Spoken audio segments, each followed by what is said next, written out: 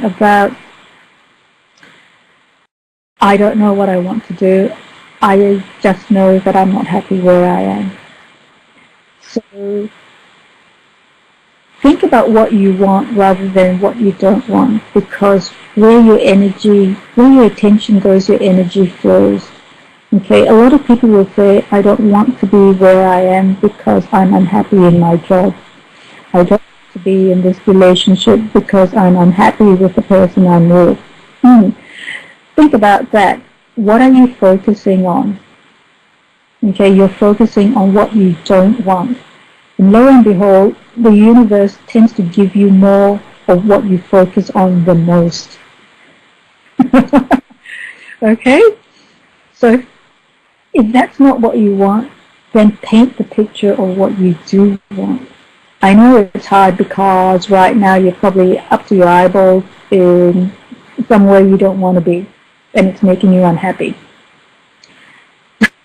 However, when you shift the way you think. That is the part where this comes in, this exercise of your vision and values come in.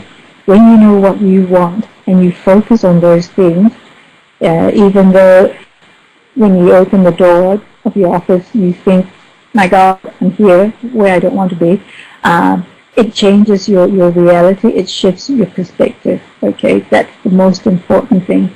Once your perspective changes, things take on a different complexion.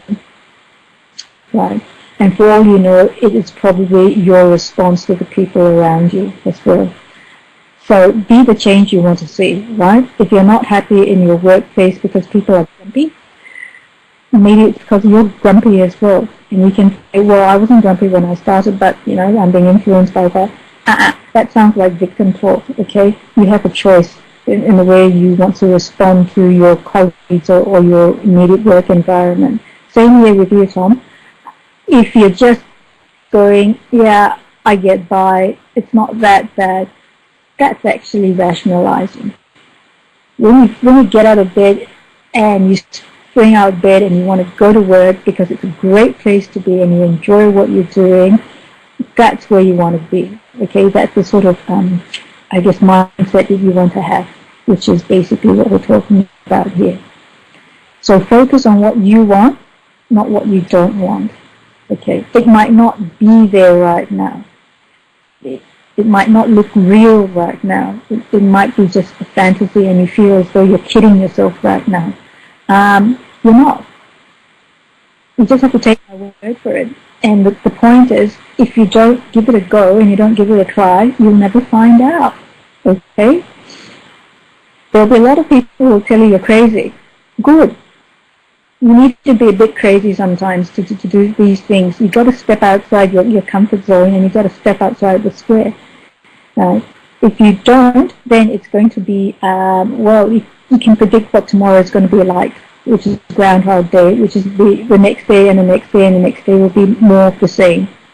So, last point, go and focus on what you really want in life, even though it's not manifested yet, it's not true, it's not tangible yet. Okay? So do that.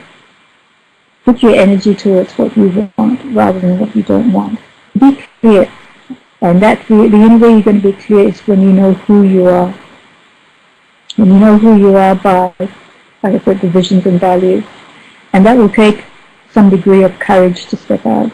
Because there'll be people wanting you to be back where where they found you comfortable because they knew how you're going to behave and how you're going to respond. Okay? You're not going to be one of them, like it or not. It's okay. You're going to make new friends. You're going to have people who are going to be supportive of you, who are going to be, edify you and going to basically hold you up. Okay? Not put you on a pedestal, but be supportive of you. And be supportive of the fact that you want to do something different with your life. You probably cop some flack from your family, you probably cop some flack from your friends. And certainly they're going to think that you've changed and they won't like that. Some of them anyway. Some of them secretly will be cheering you on because that's what they want to do but have been afraid to. So remember when I said that you were put on this earth to do something that was important? It could be an act like that where you gave somebody else the courage to step out of your comfort zone of what was considered a sense of security and to forge their own path. Okay? So you have no idea the number of people who are actually watching and observing you and the ramifications of your actions on their lives. And this could be one of them. So be not afraid, Tom. I'm glad that you've written in to say that, and being honest enough, thank you for saying that you know what you don't want, but you don't know what you want yet in your life. And I'd say simply because nobody's ever asked you, and it's not your fault. We live in society sometimes where it's easy to not rock the boat, okay? And we're told that if you do, then you're a troublemaker. Good, be a troublemaker. These are the people who change the world, okay? And you might not want to do that on a large scale, but you know that you can positively affect the lives of others. So the ball's in your court at the moment. You have before you the starting material, the tools of the trade, so to speak, to make or craft your life to something that you want to, rather than just have life happen to you by default. Even though you are worried, you're afraid, you're anxious, that's okay. It's just what you would feel, what any normal human being would feel if they are doing something different for the first time. So what I want to leave you with is some lyrics of this song by a guy called Pete Murray. He's an Australian guy, great songwriter, and this song actually made a difference in my life. So like I said, you never know. He followed his passion, wrote the song, and it sort of pushed a button for me. And the title of the song is called Opportunity. It talks about people who are weighing up their choices in life. It can be, in your case, your job, but for other people might be the relationships, okay, and anything else that's important to them. And he said, in one line, I'll read it to you, he said, never wonder what the hell went wrong. Your second chance might never come along. So think about that.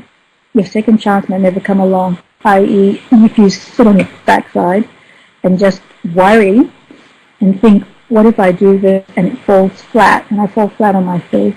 So what? It doesn't matter. You had a go and you found out that perhaps that wasn't the way to take your direction of your life. It could have been somewhere else.